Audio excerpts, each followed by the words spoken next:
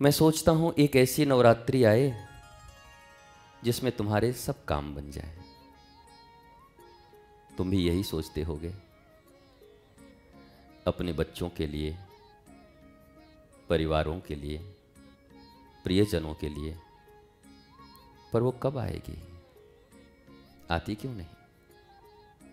आती है, चली जाती है, पर बात कुछ बनती क्यों नहीं? चलो इसमें न बनी तो फिर चैत्र वाली में देखेंगे।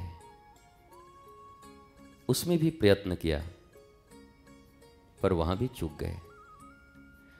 और ये निरंतर चूक चूक चूक,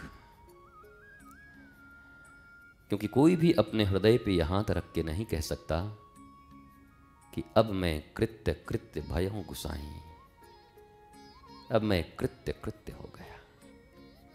आपके अहंकार जरूर बोल सकते हैं हाँ तो मैं ठीक हूं। वो तो आपका हृदय ही समझता होगा कितने ठीक हो, कहां तक हो, कितनी चिंताएं, कितने दुख, कितने सोच, कितनी विचारें तुम्हारे भीतर बादलों की तरह उमड़ घुमड़ के आती रहती हैं, लुभाती हैं, तरसाती हैं, कुछ दिखाती हैं, बिना मिले फिर चली जाती हैं।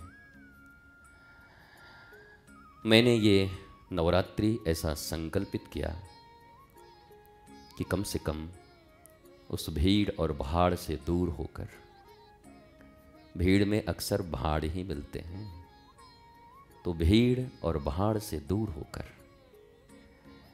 जो वास्तव में दुर्गा सप्तशती में लिखा है, जो तुमने सुना है कुछ दक्षिणा देकर संस्कृत में, वो नहीं, क्योंकि संस्कृत तुम्हारी समझ में नहीं है।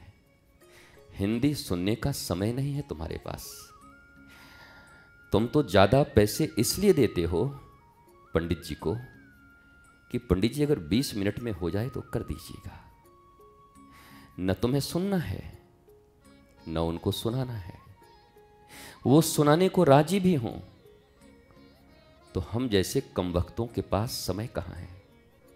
कम वक्त हैं हम, टाइम नहीं है, बहुत काम करने हैं।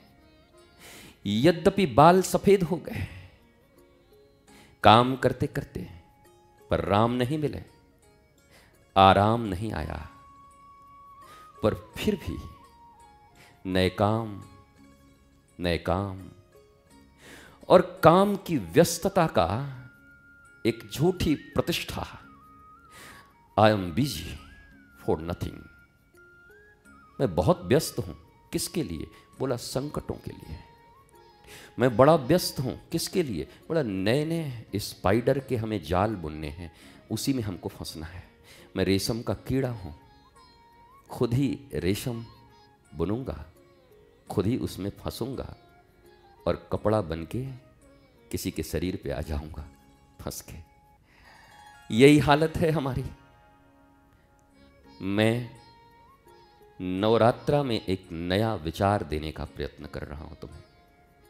तुम सुनो तो अच्छी बात, स्वीकार करो और अच्छी बात, प्रैक्टिस करो और अच्छी बात, फिर तो सब अच्छा ही अच्छा है। फिर तो शिव की शक्ति का ये नवरात्रा, शिव से प्रकटित शक्ति या शिव की शक्ति शैलपुत्री से प्रारंभ होती है, हिमालय की पुत्री पार्वती से प्रारंभ होती है। ये शैलपुत्री पार्वती ही तो है, हिमालय की पुत्री शैल उनकी पुत्री। तो ये पार्वती के 9 स्वरूप, शिव की शक्ति, कल्याण की शक्ति है। शिव का अर्थ कल्याण, और जिस शक्ति के द्वारा वो प्राप्त होते हैं उनके ये 9 स्वरूप। और दुनिया में हर व्यक्ति शिव ही चाहता है, कल्याण ही चाहता है।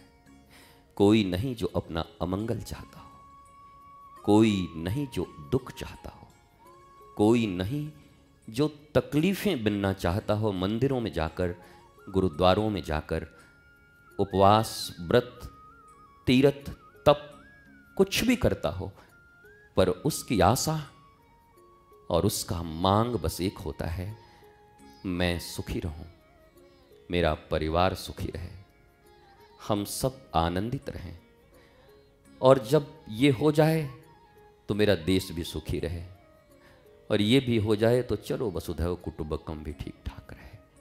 पर पहले मैं ठीक हो जाऊं, मेरा परिवार ठीक हो जाए। यही तो मांग है ना।